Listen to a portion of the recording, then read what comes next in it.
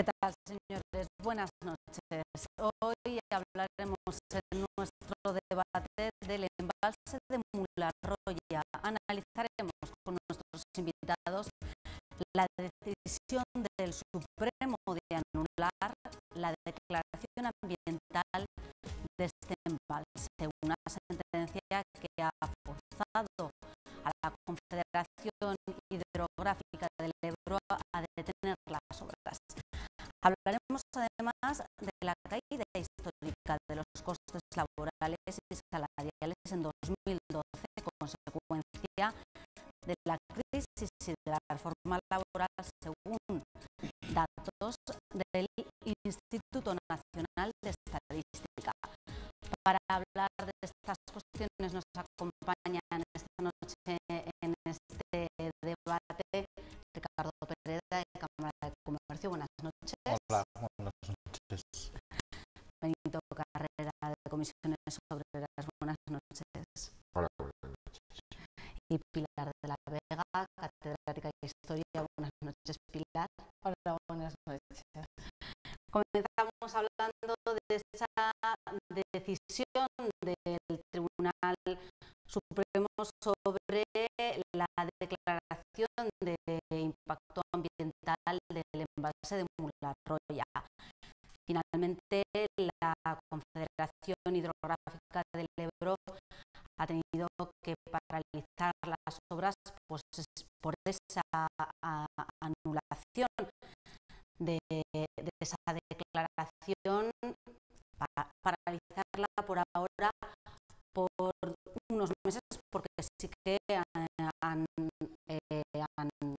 comunicado que ya se está elaborando una nueva declaración de impacto ambiental. Bueno, ¿qué os parece, Benito, esta decisión del Tribunal Supremo y cómo va a afectar a las obras de este embalse?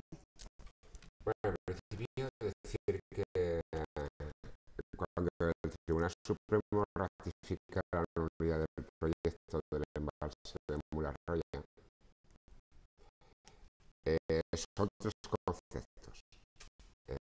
Digo porque si no sería muy sencillo decir que la Confederación ahora simplemente, como se ha publicado, va a corregir algunos pequeños temas. No, no. La sentencia, que además es una sentencia muy bien elaborada, de 29 folios, dice claramente... Sí, me he estudiado la sentencia completa. Quiere decir que... Sí. Y además, la sala tercera contra varias resoluciones. Sí, la primera resolución... La audiencia había ya... Sí, en el 2009. Pero ahora ya, es decir, ya ha habido casación, por tanto, lo que planteaba la administración a través del abogado de Estado y a través de lo que planteaban los usuarios de la zona de Mularroya, frente a otros que pensaban lo contrario. Pero aquí ya lo que queda claro en las resoluciones es que el impacto ambiental de Mularroya es finiquitado. Es decir, podrán hacer lo que queramos, pero es decir, aquí se demuestra claramente a través del hábitat, y no hay vuelta atrás, que lo que he hecho, está. No hay vuelta atrás. Es decir, que lo mal hecho está mal hecho ya, no hay ninguna posibilidad de reconstruir nada. No, reconstruir claro. Sería. En segundo lugar, no nos han dicho, porque estamos hablando de la presa de Mularroya, pero no nos habla nada de la azud ni de la derivación de la condición del trasvase que habría desde el Jalón, con esa línea tan grande del túnel de 7 metros que tendría que venir hasta Mularroya, ¿no? Y por tanto lo resolución del proyecto. Claro, esto Todo el ahora, proyecto, no solo el sí, impacto ambiental, todo el no, proyecto. la resolución del proyecto en su globalidad. Claro, con lo cual ahora veremos a ver qué acontecimientos nos esperan en los próximos días y en los próximos meses. Y a la vez también las personas que han trabajado para que esto no fuera llevado a cabo, a ver cuál es el comportamiento. Con esto te voy a decir, fijaros que se hablaba de 154 millones, que era el coste de lo que había para tener 110 hectómetros cúbicos, creo recordar, y para consolidar un número de 500 hectáreas de regadío.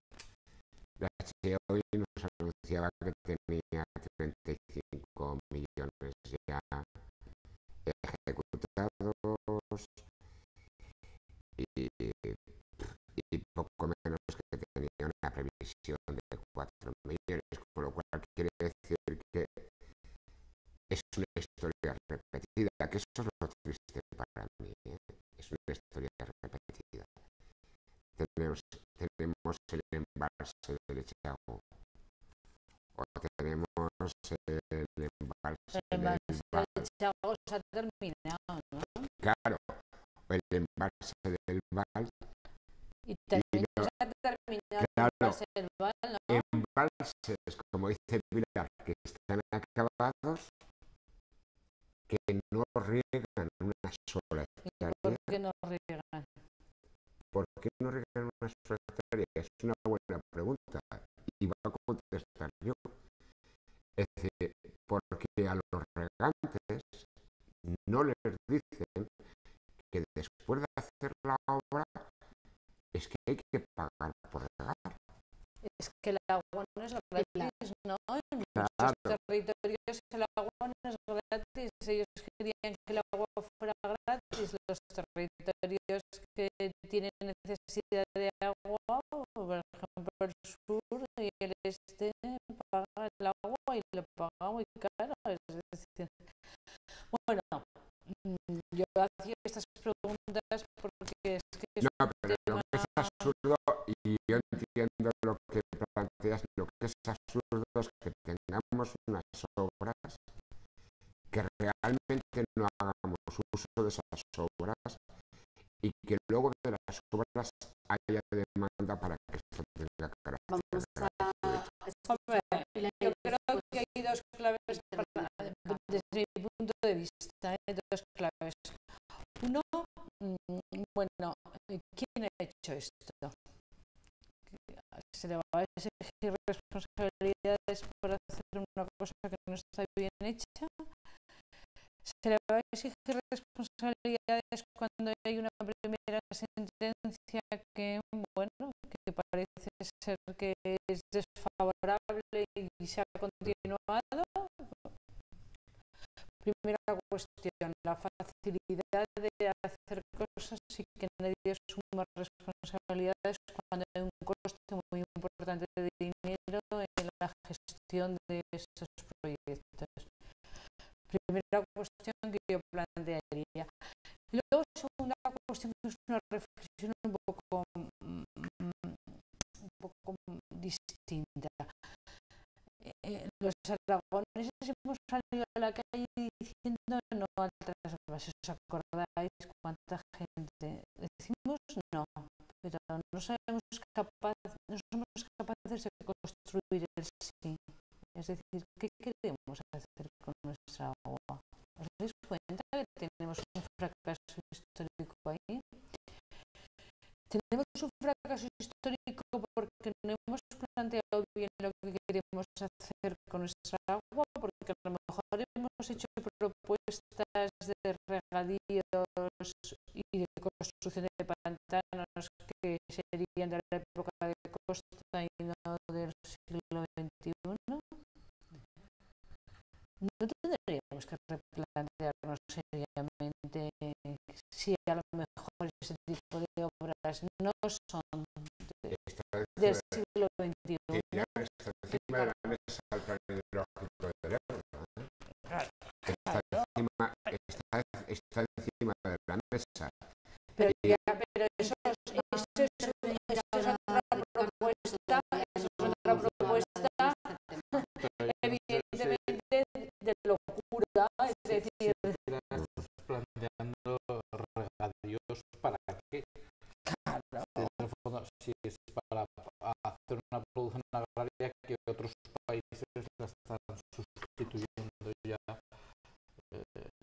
o regadíos que son de un coste, o regadíos de un coste altísimo si tienes que pagar el coste de esa agua, porque claro, por ejemplo, y esa teóricamente parece ser que todo el mundo está pensando que va a regar las 5 villas, pero que la va a pagar Zaragoza, porque va a pagar el agua de beber Zaragoza. Entonces, quiero decirte que yo lo que planteo es, asumiendo que hay que ser cuidadosísimos con los costes medioambientales, primera cuestión, y muy serio con lo que está pasando ahora en Yesa, muy serio con lo que está pasando ahora, que ha pasado en Mularroya.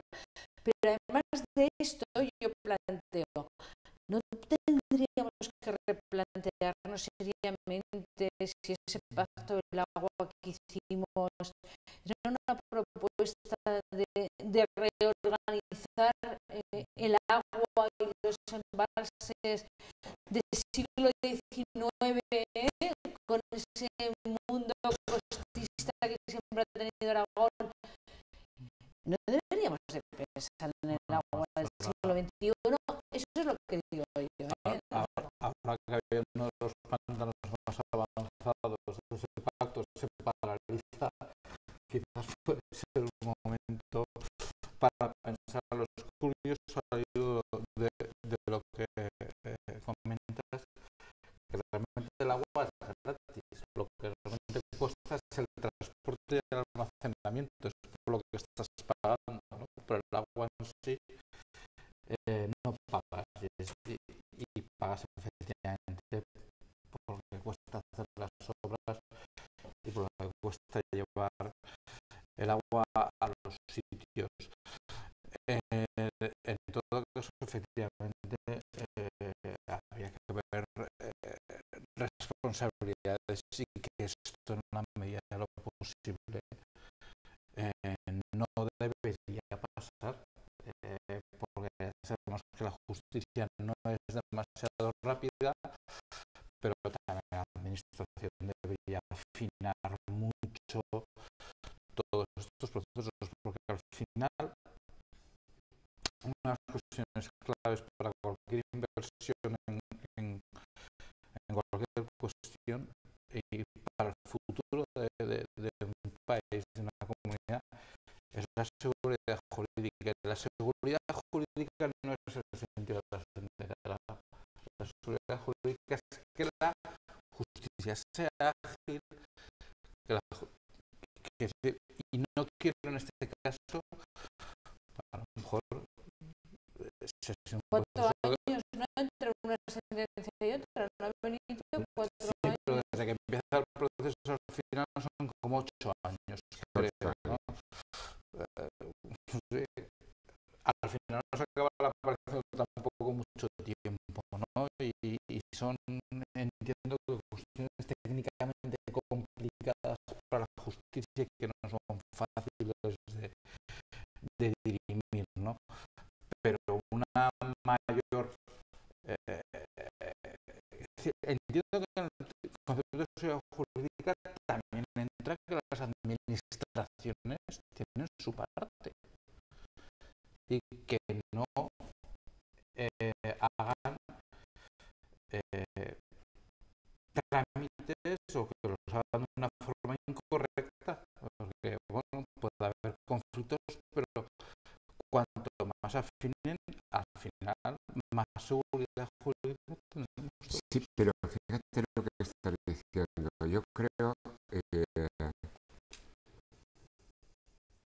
nosotros cuando se hace cualquier cuestión a nivel de la administración, a cualquier dirigente político no le podemos decir que no conozca la directiva marco del agua. La tiene que conocer. ¿Verdad que sí? Sobre todo si no hay responsabilidad en el sobre tema del agua. Lo digo así con... No me puedes Sí, pedir no, eso. pero lo digo así, con la voz quebradita. ¿Y qué dice la directiva marco del agua? Que hay que ir al retorno íntegro de los costes. Íntegro retorno de los costes. Quiere decir que en estos momentos el que hace esta política tiene que saber después cómo realmente rellenar ese hueco. Y primero, si es necesario, porque aquí estamos hablando del tema de impacto ambiental, como he dicho antes, del tema de hábitats, de zonas protegidas, etcétera, de los costes que no están contemplados, etcétera.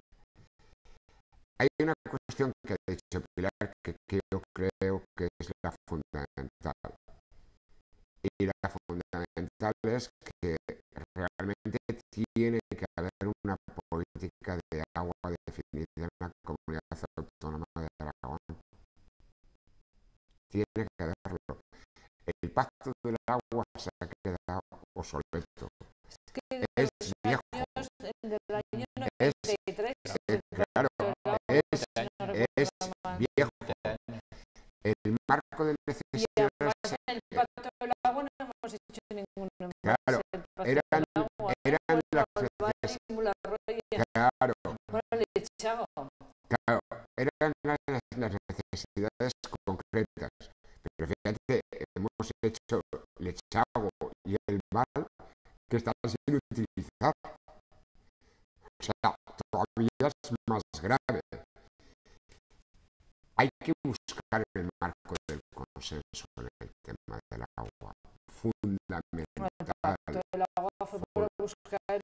Fundamental el marco del consenso en el tema del agua.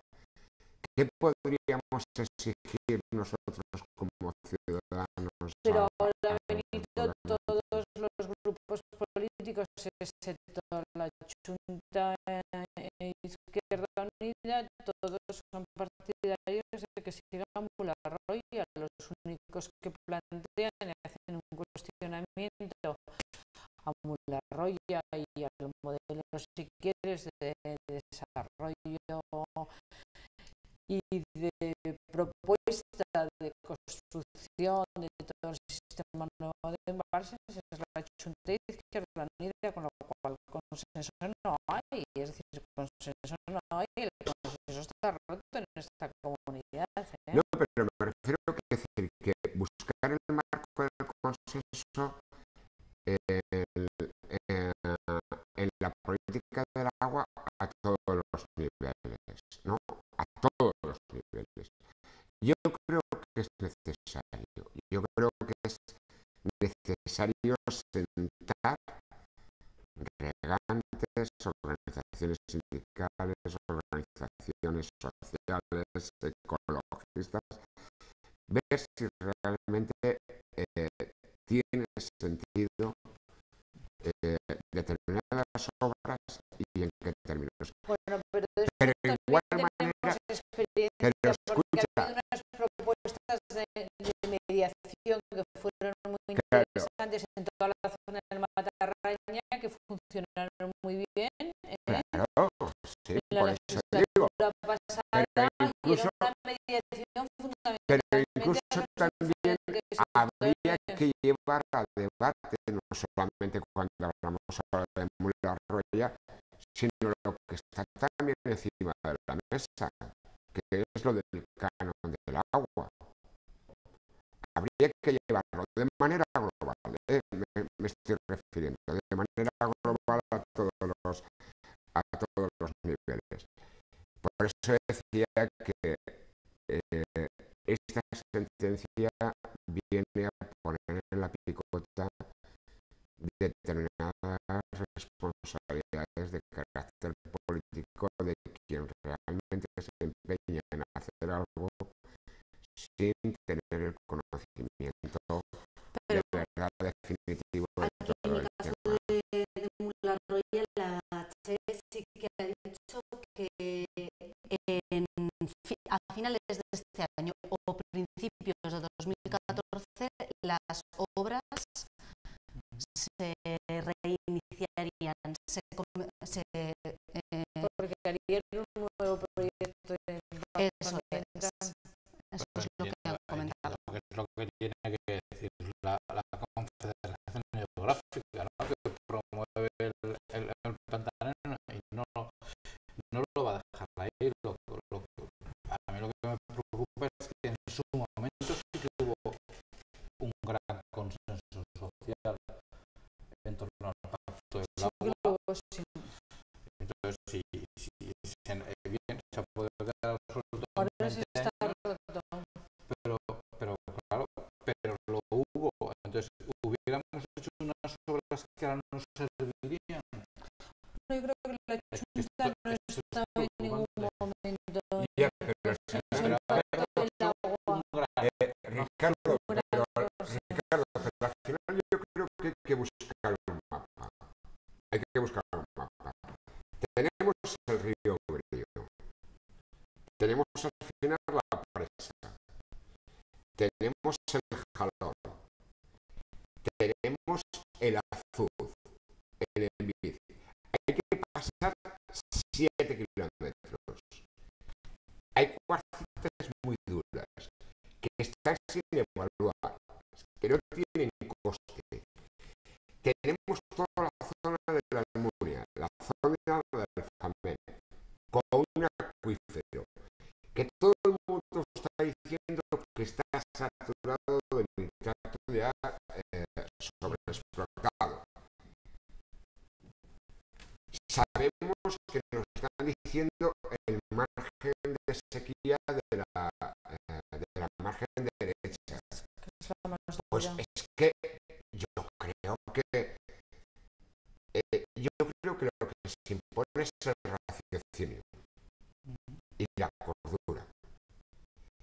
Y es decir, porque yo he dicho 154 millones, pero no hemos hablado del coste de Pero Benito, ahora si os el parece, sentido común también hace que no se pueda ir hacia atrás con todo el proceso que está hecho y todo lo que está avanzado, y ahora habría que hacerlo pues de la mejor manera posible, con los costes menos posibles y con el coste ambiental lo menos posible. Porque ahora hacia atrás ese proyecto es muy complicado de hacerlo. Es decir, otra cosa es que no hubiera estado empezado, pero una vez que está así, hagámoslo bueno, si os parece, de la mejor manera posible. vamos a cambiar de tema, hablamos ahora de otro asunto, el descenso, la caída histórica de los costes laborales y salariales que ha puesto de manifiesto el Instituto Nacional de Estadística en un informe que recoge el último trimestre de 2012. En concreto, los costes laborales caerían un 3,1% y los salariales un 4,1%, dicen según las causas para esta caída serían la crisis y la reforma laboral. Bueno, ¿cómo valoráis, Ricardo, estos datos? ¿Qué significan? Causas, recordar que se apunta como la principal causa de esta caída, porque los otros son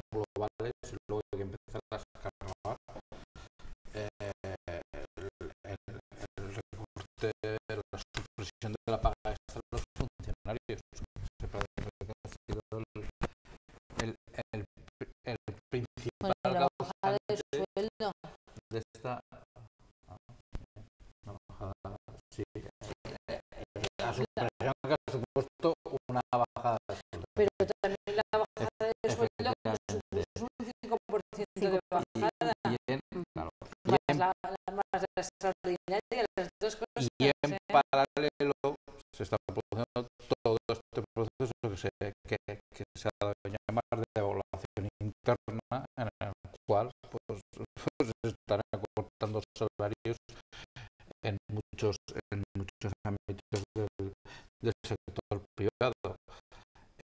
A mí lo que me preocupa de todo esto es que nos metemos en un círculo infernal del cual es como muy difícil salir.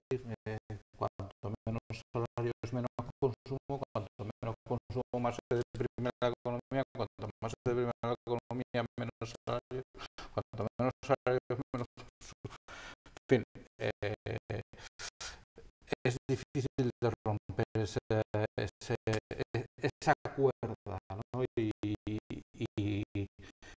no sé quién puede tener esa solución, pero creo que nos hemos metido en un bucle bastante complicado, porque sí que puede haber una cierta evaluación interna, porque estamos con una inflación alta, en fin, seguramente estamos en unos costes salariales por encima de los que se pueden soportar, pero al final hemos rebajado el 30%. Al final no sé si hemos llegado. Pues porque Si hemos no llegado sé a si tanto, leísteis el fin de semana se pasado puede en el anterior, el economista de cabecera de la señora Merkel, el más duro de uno de los think tanks de esos duros alemanes, decía que los españoles empezaríamos a ver el futuro con una cierta esperanza, según sus teorías, cuando hubiéramos hecho una devaluación de un 30%. Como no podemos hacer una devaluación, porque no podemos devaluar la moneda, siempre hemos hablado y has dicho, pues la devaluación se hace fundamentalmente, evidentemente, como hemos visto, por costes salariales. Y él decía que todavía quedaba más. Y cuando le preguntaban pues bueno, porque ha puesto el salario mínimo interprofesional, porque si da igual no para que es muy interesante terminar enseguida. Y él decía que por dónde íbamos a ir hacia más, es decir, cómo veía él la situación de la economía española. Acordaros que la Unión Europea le acaba de decir al gobierno español que tenía que subir el IVA, ¿os acordáis? Y que dijo el ministro de Guindos que ni hablar, justamente la semana pasada fue esto, ¿no? Entonces él decía que seguiría bajando a los funcionarios, porque era muy fácil, es que yo creo que es muy fácil bajar el sueldo de los funcionarios,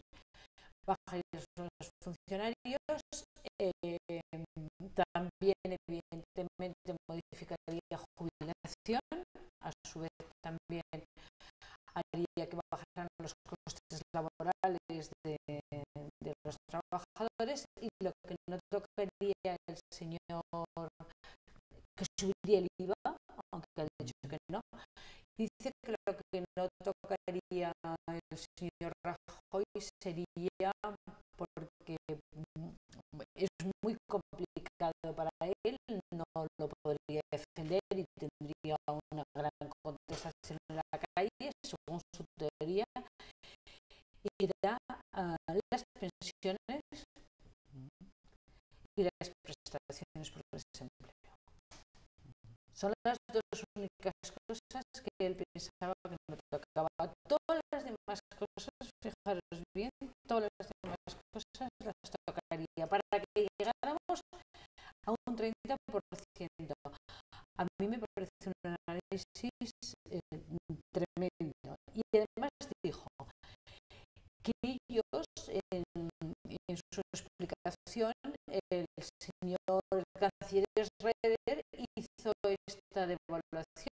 hizo este proyecto en Alemania y que eso les ha permitido a ellos salir adelante.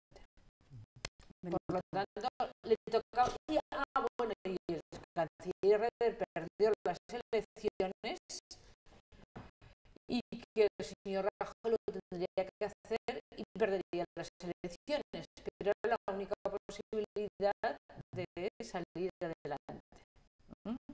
Benito, ¿qué te parece este análisis? Economista de cabecera era la señora Merkel. Ya, pero el problema es que los economistas, ¿sabes qué pasa? Que hablan mucho de lo que fue, de tal cual. Pero, Sí, lo que está pasando. sí, lo que pero está aquí hay una realidad. Y yo creo que el que nos está viendo aquí es muy sencillito. Dice, oye, los recortes acentúan el ajuste salarial y a mí me bajan la política de salario. Y además la política de salario repercute directamente para las prestaciones futuras que yo pueda tener. Y lo que es curioso, por primera vez, y se lo decía antes de empezar el programa a Pilar, por primera vez,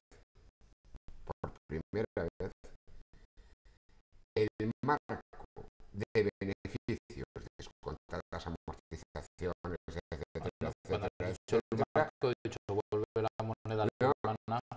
No. Están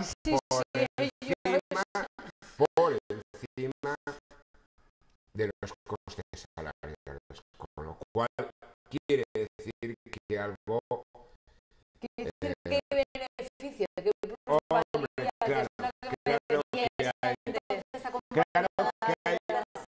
claro que hay mucho beneficio. Pero fíjate, Pilar ha dicho una cosa que ha hablado de Europa. Y yo también me he traído ese dato que dice los recortes acentúan el ajuste salarial en España, caen en España y crecen en Europa. Porque en la UE ha crecido 4 puntos, 4,8. ¿El qué? ¿Ha crecido? Ha crecido el coste salarial en vez de caer.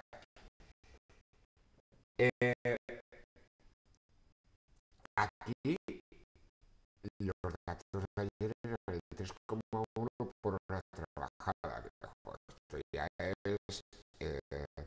menos mal que tenemos de referencia el salario mínimo.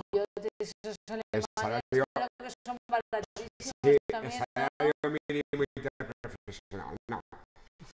El problema es que si lo que hay que plantearse es que si estas políticas tienen sentido o no tienen sentido. Y Ricardo de eso sabe mucho, es decir, o hay demanda, y en estos momentos hemos visto también en la prensa que hay muchos cientos de millones para poder invertir. Y hombre, lo decía el titular también de la prensa, los empresarios han cogido una dinámica de que es muy fácil.